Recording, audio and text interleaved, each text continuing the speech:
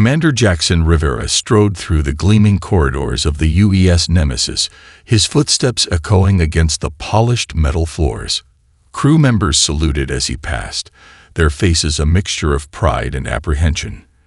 None of them had expected their maiden voyage to be a suicide mission. "Status report," Rivera demanded as he entered the bridge. The command center hummed with activity, holographic displays showing the approaching Zelleran fleet. 37 vessels in attack formation. Lieutenant Commander Sophia Chen, his tactical officer, looked up from her station. "The Zelleran fleet has accelerated to combat speed, sir. They'll reach Mars orbital space in approximately 3 hours. We've also detected smaller vessels breaking from their main formation, likely scout ships mapping our defense grid." Rivera settled into the command chair, studying the tactical display. "And our status? All systems operational, but engineering reports the quantum drive is still calibrating. Dr. Okafor says forcing it now could destabilize the entire power grid." Chen hesitated before adding, "Sir, the odds are." "I don't want to hear about odds, Lieutenant Commander," Rivera interrupted. "I want options." Engineering Chief Omar Al-Fahim's voice came through the comm system. "Commander, I might have something. The quantum resonance chamber wasn't designed for this, but if we reconfigure the field harmonics, we could potentially mask our energy signature. We'd be visible but might register as space debris on their sensors." Rivera considered this. How long would the deception last? "Until we power weapons or engines, sir. Maybe 15 minutes once we're in close proximity." Rivera nodded. "Do it. Navigation. Plot a course that looks like natural orbital drift. Let's see if we can float right into the heart of their formation." As the bridge crew executed his orders, Rivera accessed the secure command channel. Admiral Chen's face appeared on his personal display, lines of exhaustion etched around her eyes. "Jackson, the evacuation transports need at least 6 hours to clear Earth's atmosphere. Whatever you're planning, make it count."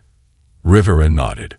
"We'll give you those hours, Admiral, even if it's the last thing we do." "The fate of our species rests with you," Chen said quietly. "Nemesis was supposed to be our deterrent, proof that humanity could stand among the stars as equals. Now it's our last hope." The communication ended, leaving Rivera alone with the weight of her words. He looked around the bridge at his crew, the best minds humanity had to offer, now tasked with the impossible. "Lieutenant Mbeki, how close can you get us to their command vessel without triggering their proximity alerts?" Layla Mbeki's fingers danced across her navigation console. "With the quantum masking. Within 2 kilometers, sir, but one miscalculation and we'll collide with their hull." "Then don't miscalculate," Rivera said with a grim smile. "Weapons, prepare a targeted strike package. I want their command and control systems disabled in the first salvo." Hiroshi Tanaka nodded from the weapons station. "Dark energy cannons primed for precision targeting, sir, but we'll only get one shot before they realize what's happening." Outside the viewports, the stars seemed indifferent to humanity's plight. Rivera thought of Earth, blue and vulnerable in the darkness, and of the billions who would never know how close extinction came to their doorstep. "All stations, prepare for silent running," he ordered. "Communication blackout starts now. We move with the debris field and wait for my command to engage." The lights on the bridge dimmed as the Nemesis powered down to minimal systems, becoming just another shadow drifting through the void. Ahead, the crystalline shapes of the Zelleran warfleet glittered like predatory fish, unaware that they were swimming toward a shark. And now, Rivera whispered to himself, "We show them why you should never corner humanity." The UES Nemesis drifted silently among the debris field of an ancient asteroid collision. Inside the vessel's dimly lit engineering bay, Omar Al-Fahim made final adjustments to the quantum resonance chamber. The technology had never been field-tested in combat conditions. Like much of the ship, it existed in a realm between theoretical physics and practical application. "The field harmonics are stable, but we're pushing well beyond design parameters," Omar reported through his secure comm link to the bridge. If we maintain this configuration for more than 2 hours, the quantum matrix will begin to degrade. On the bridge, Rivera acknowledged the warning with a grim nod. 2 hours is all we need. After that, we'll either be heroes or dead. The tactical display showed the Zelleran fleet now passing the orbit of Mars, their formation tightening as they prepared for the final approach to Earth. Intelligence briefings had revealed little about Zelleran combat tactics, only that they preferred overwhelming force to subtlety. "They're dividing their fleet," observed Lieutenant Commander Chen, pointing to the display. 3 battle groups. One heading toward the lunar colonies, one toward our orbital defense platforms, and the main force continuing straight to Earth. Rivera studied the pattern. They're following standard colonial conquest protocol. Neutralize defensive positions, secure strategic points, then demand surrender. His eyes narrowed, which means they're confident. Too confident. Layla Mbeki looked up from her navigation station. Their predictability gives us an advantage. I can plot an approach vector that will put us directly in the path of their command vessel when they execute their final deceleration burn. "Do it," Rivera ordered. "And tell me more about their propulsion system." Hiroshi Tanaka brought up the analysis on a secondary display. Crystalline technology. They manipulate quantum fields to create controlled space-time distortions, essentially surfing gravity waves. Efficient, but with one critical weakness. During deceleration phases, their field generators must realign, creating a 3-second vulnerability window. 3 seconds, Rivera repeated. Is that enough time for a targeting solution? Tanaka's fingers danced across his console, calculations flowing. For a conventional weapon, no, but our dark energy cannons operate on the same quantum principles as their drives. If we time it precisely, we could create a cascading resonance effect. Dr. Sarah Okafor, the ship's chief science officer, had been listening from her station. "A quantum harmonics disruption," she said, her eyes widening. "It wouldn't just disable their drives, it would temporarily collapse their shield generators." Rivera leaned forward, giving us a clean shot at their command and control systems. "Or their entire fleet," Tanaka added quietly. A heavy silence fell over the bridge as the implications sank in. The Nemesis had been designed as Earth's deterrent, a demonstration that humanity could defend itself, not as a weapon of mass destruction.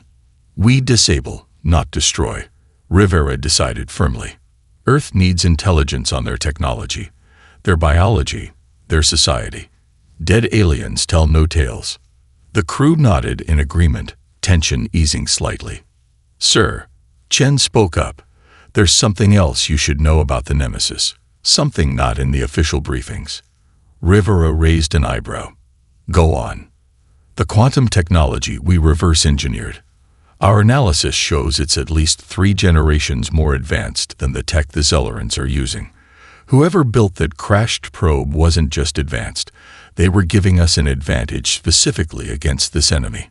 Rivera processed this information. Its implications disturbing. "You're saying someone wanted us armed against the Zellerans, that we're pawns in some larger conflict?" "It's a theory," Chen admitted, "but the technological compatibility is too precise to be coincidence." Rivera gazed out at the stars, wondering what unseen forces had placed humanity in this position. Speculation can wait. Right now, we have a mission. Tactical positions, everyone. We strike on my command. The Nemesis continued its silent drift toward destiny, a ship that shouldn't exist preparing to challenge an enemy that never expected resistance. The Zelleran flagship Eternal Dominance cut through space like a crystalline dagger. Its formation of escort vessels arranged in perfect geometric precision. On its command deck, Supreme Commander Kirax reviewed the tactical displays with growing satisfaction. Earth's meager defenses were deploying exactly as predicted, orbital platforms repositioning to protect major population centers, a handful of outdated military vessels forming a defensive line near the moon. "Pathetic," Kirax observed. "Their technology is centuries behind ours. This conquest will barely qualify as a battle." His second-in-command, Sub-Commander Vexler, nodded in agreement. Intelligence reports indicate their most advanced weapons are chemical propellant missiles and rudimentary energy weapons, nothing that can penetrate our outer shields. Begin the deceleration sequence, Kirax ordered. Prepare boarding vessels for the first wave of the occupation. I want their governing structures secured within 6 hours. As the Zelleran fleet initiated their deceleration burn, the quantum engines pulsed with blue-white energy. For precisely 3 seconds, the massive ships realigned their field generators, creating a momentary vulnerability in their otherwise impenetrable defenses. Aboard the Nemesis, Rivera watched the countdown timer reach 0. Now, he commanded. Lieutenant Mbeki executed the pre-programmed maneuver, and the Nemesis surged to life. All systems powered up simultaneously as the ship dropped its quantum masking. Before the Zellerans could register the threat, the human vessel accelerated directly toward the flagship's blind spot. Dark energy cannons locked on target, Tanaka reported, his fingers dancing across the weapon's console. Firing solution calculated. Fire, Rivera ordered. The Nemesis unleashed its primary weapons, not conventional energy beams, but concentrated streams of dark energy that interacted directly with the quantum fabric of spacetime. As they struck the Zelleran vessels during their vulnerable realignment phase, the effect was devastating. The carefully calibrated quantum fields of 3 escort ships collapsed instantly, their crystalline hulls cracking as internal systems failed.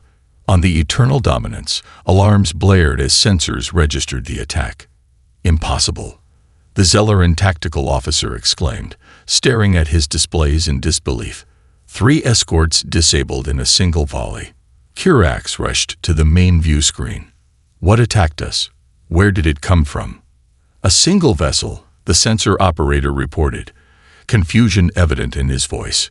Human design, but the energy signature doesn't match any known human technology. It appeared from nowhere, sir.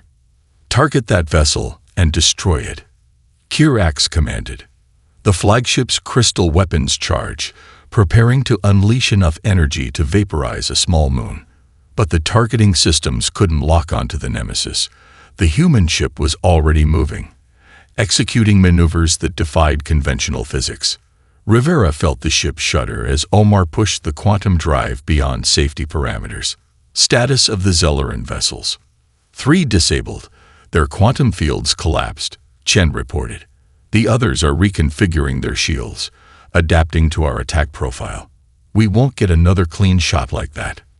We don't need one, Rivera replied. We've shown them we can hurt them. Now let's show them they can't catch us. Mbeki, execute evasion pattern Delta. The Nemesis twisted impossibly, the quantum drive bending space around the hull as it executed a maneuver no conventional ship could achieve. One moment it was directly in front of the Zelleran flagship. The next it had seemingly teleported to a position behind the alien fleet. How are they doing that? Demanded Kirax as his gunners failed repeatedly to lock weapons on the human vessel. Unknown, Supreme Commander, the science officer admitted. Their vessel appears to be manipulating quantum fields in ways our sensors cannot predict. It's as if they're partially phasing in and out of normal space. For the first time in his military career, Kirax felt something unfamiliar, doubt. This was not the primitive resistance they had expected. This was something else entirely. All vessels, he commanded, reconfigure into defensive formation. Focus fire when the human ship reappears. But the Nemesis was already gone, disappearing among the stars like a phantom, leaving behind only damaged Zelleran ships and a growing sense of unease throughout the alien fleet. Lieutenant Emma Rodriguez hunched over her communications console in the dimly lit command center of Mars Colony Alpha. For the past 6 hours, she had been monitoring transmissions between Earth Defense Command and the mysterious vessel that had engaged the alien fleet. Most of the communications were encrypted, but occasional fragments broke through, enough to piece together an astonishing narrative. Dr. Patel, she called, motioning to the colony's research director. You need to see this footage. Dr. Anika Patel joined her at the console, eyes widening as she watched grainy sensor recordings showing a human vessel dancing between massive crystalline alien ships. The UES Nemesis moved like nothing she had ever seen, appearing to bend the very fabric of space around it. "Is this real?" she whispered.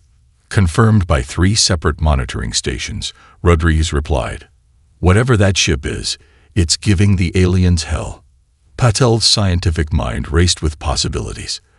The quantum displacement effect. We theorized it was possible, but the energy requirements were prohibitive. She tapped commands into the console, enhancing specific frames. "Look at the radiation signature around their hull. They're not just bending light. They're manipulating the underlying quantum field." The colony's commander, Colonel John Way, joined them, his face grim. "Earth Defense Command has ordered all colonies to initiate Protocol Avalanche. We're to convert all available resources to defensive capabilities." "But we're a research station," Patel protested. "Our equipment isn't designed for." "It is now," Way interrupted. "The quantum particle accelerator in your lab, can it be repurposed as a weapon?" Patel hesitated only briefly before nodding. "Theoretically, yes. If we reconfigure the containment field and reroute power from the geothermal plant, we could create a directional quantum disruption beam." Her eyes returned to the footage of the Nemesis, similar to what that ship appears to be using. Wade nodded decisively. "Do it. And contact the mining operations in Valles Marineris. Their excavation lasers might be repurposed as point defense weapons." As the Mars colony mobilized, similar scenes played out across human settlements throughout the solar system.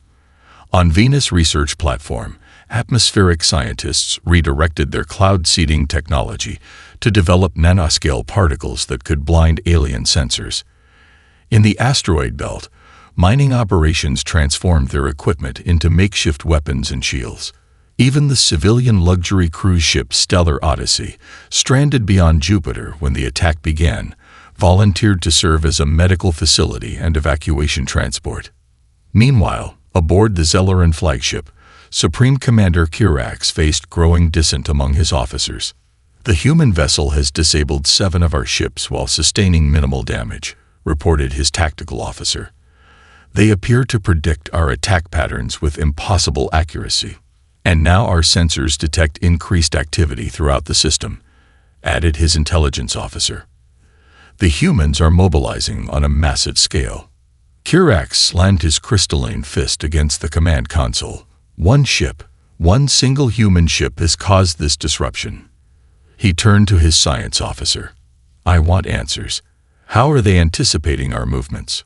Where did they acquire this technology?" The science officer's reply was hesitant. "Preliminary analysis suggests their quantum technology is familiar. The energy signature closely resembles theoretical models developed by the ancient Accord before their disappearance." A chilling silence fell over the command deck.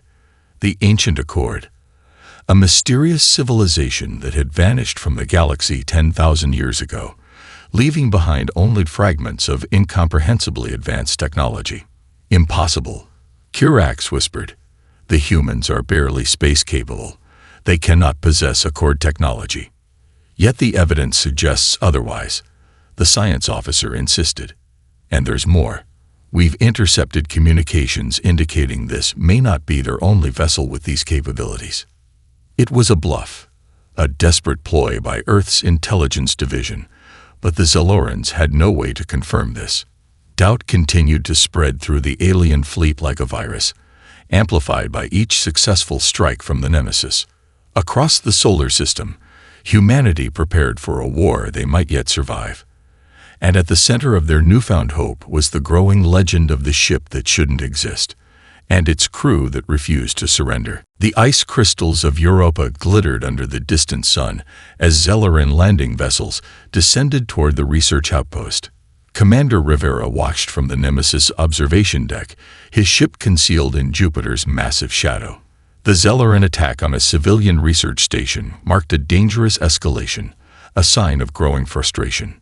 "They're getting desperate," Lieutenant Commander Chen observed, joining him at the viewport.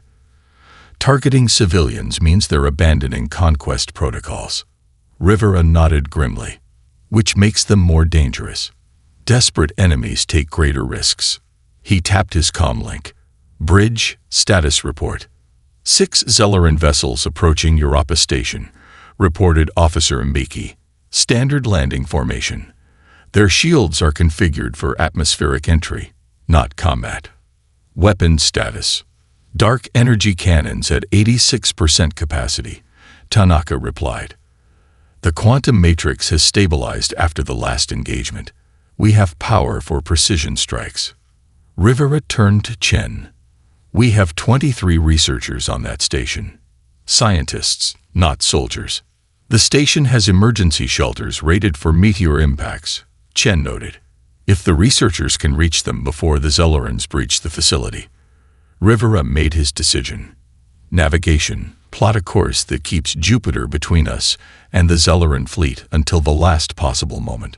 Weapons. Target their propulsion and communication systems only. Engineering. Prepare for rapid power cycling. We hit hard, then go dark immediately. The bridge crew acknowledged their orders, and the Nemesis moved silently into position. As the first Zelleran landing vessel extended its docking mechanisms toward Europa Station's airlock, Rivera gave the command. Execute. The Nemesis erupted from Jupiter's shadow like an avenging spirit. Its dark energy cannons fired with surgical precision, lancing through the vulnerable Zelleran ships. One by one, their propulsion systems failed, leaving them drifting helplessly above Europa's icy surface. Direct hits on all targets, Tanaka reported with satisfaction. Their engines and communication arrays are disabled. Life support remains functional. Power down all non-essential systems, Rivera ordered. Maintain minimal life support and passive sensors only. As the Nemesis went dark again, the disabled Zelleran vessels floated like crystalline sculptures above Europa. On the main Zelleran fleet, Supreme Commander Kirax received the distress signals with mounting fury. Another ambush. The humans knew exactly where we would strike. He turned to his second-in-command. Send reinforcements immediately. Sub-Commander Vexler hesitated. Supreme Commander, the human vessel will undoubtedly be waiting for reinforcements. It would be tactically unsound to. You question my orders. Kirax snarled. I advise caution, Vexler replied carefully. This human ship has shown remarkable strategic insight. Perhaps we should attempt communication instead. Learn what they want. A tense silence fell over the command deck.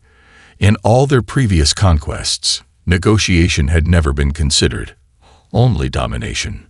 Meanwhile, aboard the Nemesis, a different kind of tension mounted as Rivera prepared for an unprecedented opportunity. The Zelleran vessels are secured, Security Chief Maya Okoro reported. No signs of attempts to repair their systems. Europa Station reports all personnel safely in the emergency shelters. Rivera nodded. Prepare a boarding team. I want prisoner extraction from the lead vessel. Maximum security protocols. Chief Engineer Omar Al-Fahim looked up sharply. Sir, we've never attempted direct contact with Zelleran crew. Our translation algorithms are theoretical at best, which is why we need this opportunity, Rivera replied. Intelligence on their biology, their technology, their intentions, this could change everything. 3 hours later, Rivera stood in the Nemesis's secure containment area, face to face with the captured Zelleran Captain Vextal. The alien's crystalline exoskeleton glimmered under the harsh lights, its multifaceted eyes reflecting Rivera's image back at him dozens of times. The translation program is active, sir, reported Dr. Sarah Okafor. It should allow basic communication. Rivera addressed the alien directly. I am Commander Rivera of the United Earth Defense Force. Why have you attacked our worlds? The alien's response came through the translator in halting, mechanical tones. We were told, humans primitive, easy conquest, no advanced technology, no quantum weapons. You should not exist. Rivera exchanged a startled glance with Okafor. Who told you this about us? The alien's crystalline appendages shifted in what might have been agitation. The directive. Always right. Never questioned. You were designated. Conquest Level 1. Minimal resistance expected. The directive was wrong, Rivera said firmly. Humanity will defend itself. Yes, the alien replied, its translator conveying what sounded almost like awe. We see this now. The question remains, how do you possess technology beyond your development stage? Who gave you the means to defeat us? Rivera had no answer, only the growing certainty that humanity had been drawn into a game whose rules they didn't understand, played by forces they couldn't see.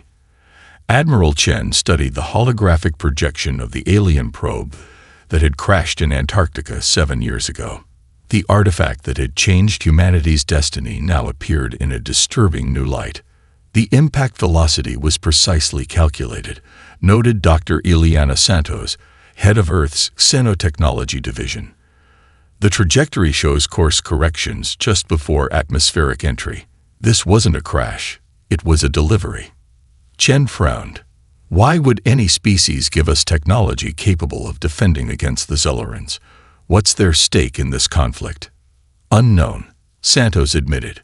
But the quantum resonance patterns match what we've observed from the Zelleran fleet.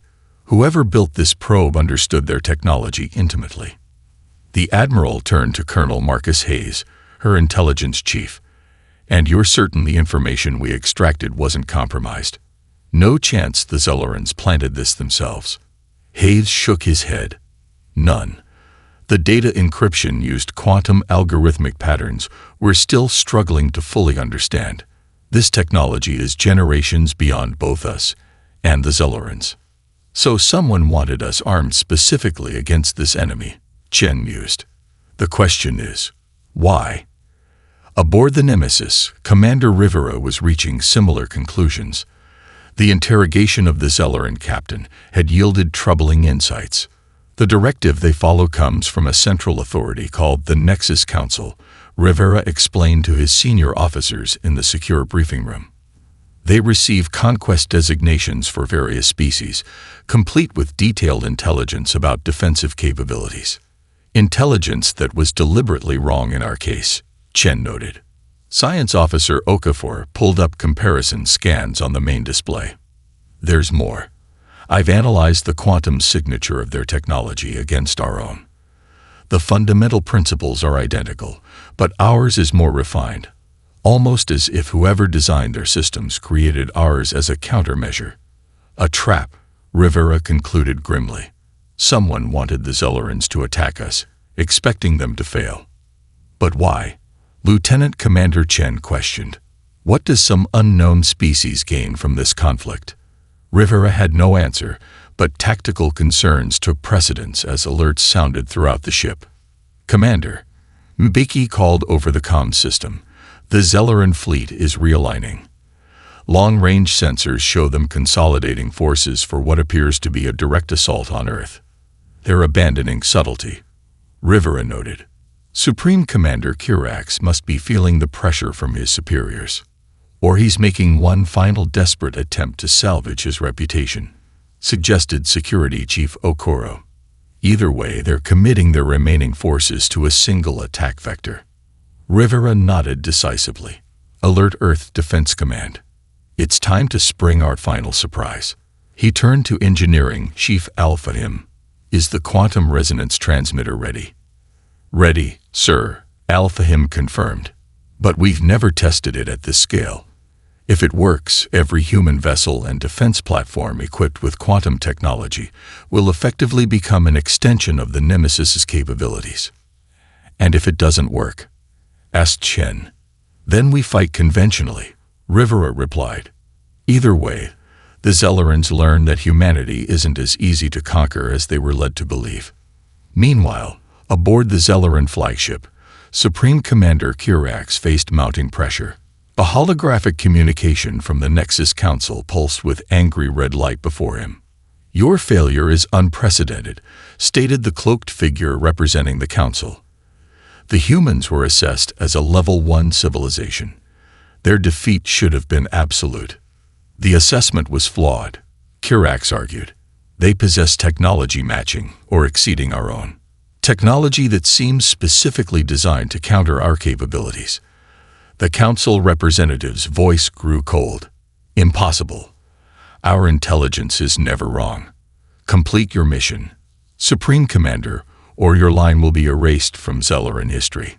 As the communication ended, Kirax gazed at the tactical display showing Earth, the blue planet that had defied all expectations.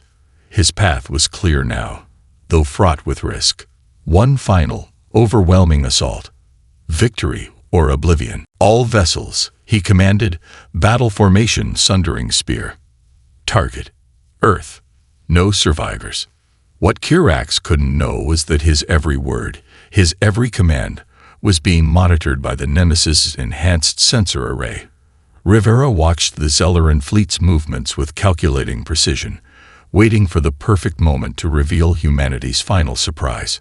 They still believe we have only one advanced vessel, he noted to his officers. Let's show them how wrong they are. Earth loomed large in the view screens of the approaching Zelleran fleet. Supreme Commander Kirax stood rigid on the command deck of the Eternal Dominance, watching as his vessels formed the deadly sundering spear formation. A massive arrowhead of destruction with his flagship at its point. Victory would restore his honor. Failure would erase his lineage.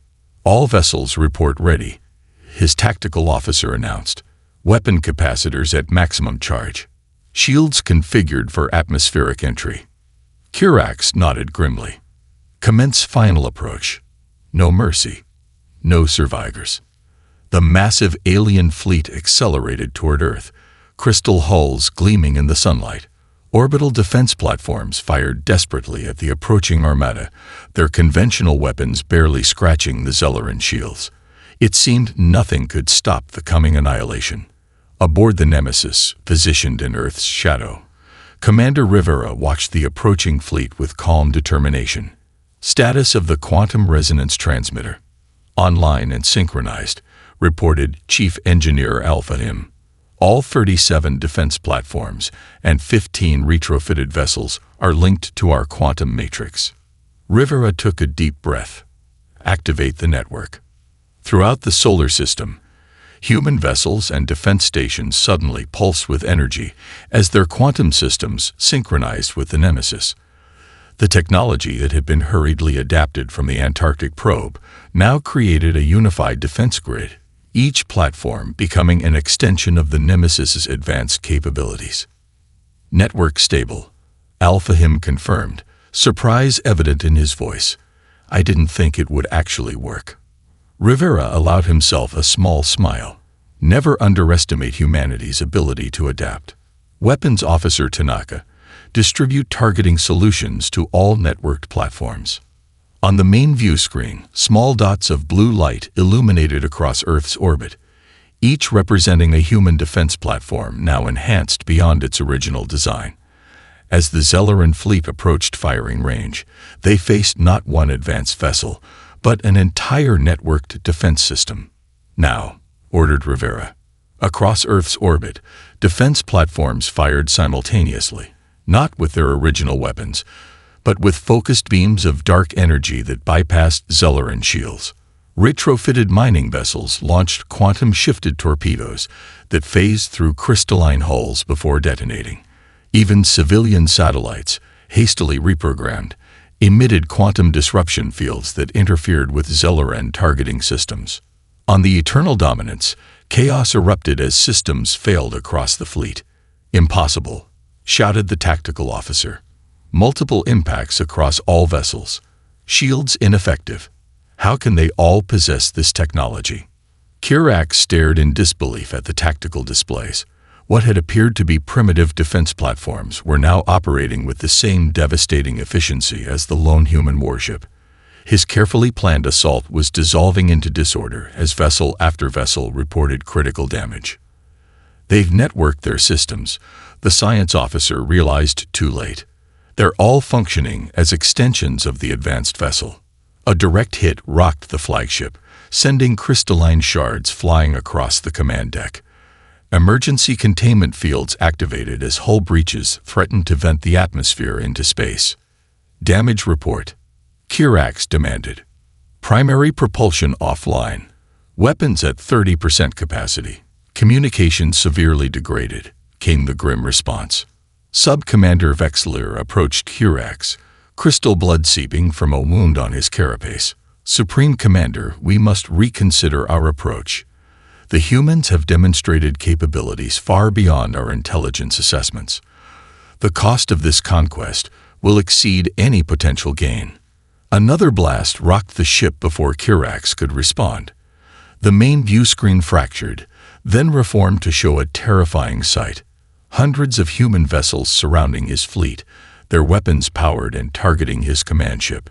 At their center, the Nemesis hovered like an executioner ready to deliver final judgment. A communication signal cut through the chaos. Commander Rivera's face appeared on the fractured display. Supreme Commander Kirax. Rivera stated calmly, "Your fleet is disabled. Your mission has failed. I offer you one chance to save the lives of your remaining crew. Unconditional withdrawal from Earth space." Kirax stared at the human commander, seeing not the primitive savage he had expected, but a worthy adversary who had outmaneuvered him at every turn. In that moment, he made a decision that would change the course of galactic history. Supreme Commander Kirax stood amid the wreckage of his command deck, crystalline fragments crunching beneath his feet. The tactical display showed the grim reality. His once mighty fleet surrounded, outmaneuvered, and on the verge of destruction. Before him, the human commander's face remained on screen, waiting for his response. "The directive has never been countermanded," Sub-Commander Vexler said quietly. "No Zelleran fleet has ever retreated." Kirax gazed at the blue planet that had defied all expectations, then at the human vessels that had somehow neutralized his superior forces. The choice before him was unthinkable, yet the alternative was the annihilation of his remaining crew. "Open a fleet-wide channel," he ordered. His communications officer complied, surprise evident in his movements. Kirax drew himself to his full height, his decision made. "All vessels, this is Supreme Commander Kirax.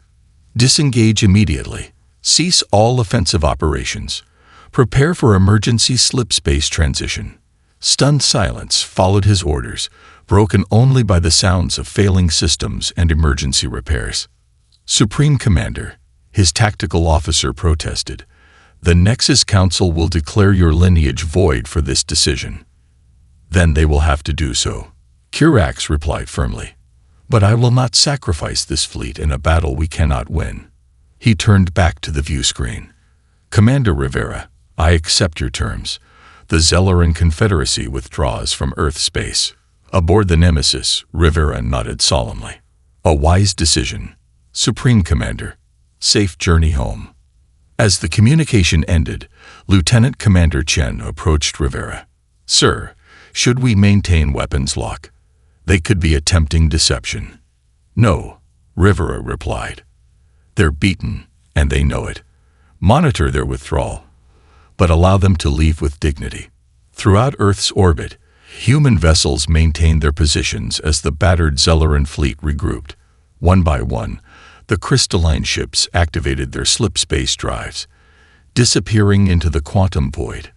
The Eternal Dominance was the last to depart, its once magnificent hull now scared and fractured. As Supreme Commander Kirax prepared to follow his fleet into retreat, he sent one final transmission, not to Earth, but to the far reaches of the galaxy. "Vigilance alert to all Zelleran vessels and allied species. Sol system contains hostile civilization with unexpected technological capabilities. Primary designation: human. Threat assessment: maximum. Recommended action: avoid at all costs." The message continued, detailing their defeat with unflinching honesty. "Human vessels possess quantum technology exceeding our own. Their primary warship appears without warning, neutralizes superior forces with precision, and vanishes before effective countermeasures can be deployed. If encountered, do not engage. Retreat immediately." With those unprecedented words transmitted, the Eternal Dominance disappeared into slip space, leaving Earth's orbit clear for the first time in days.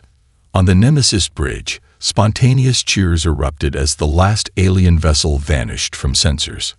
Rivera allowed his crew their celebration.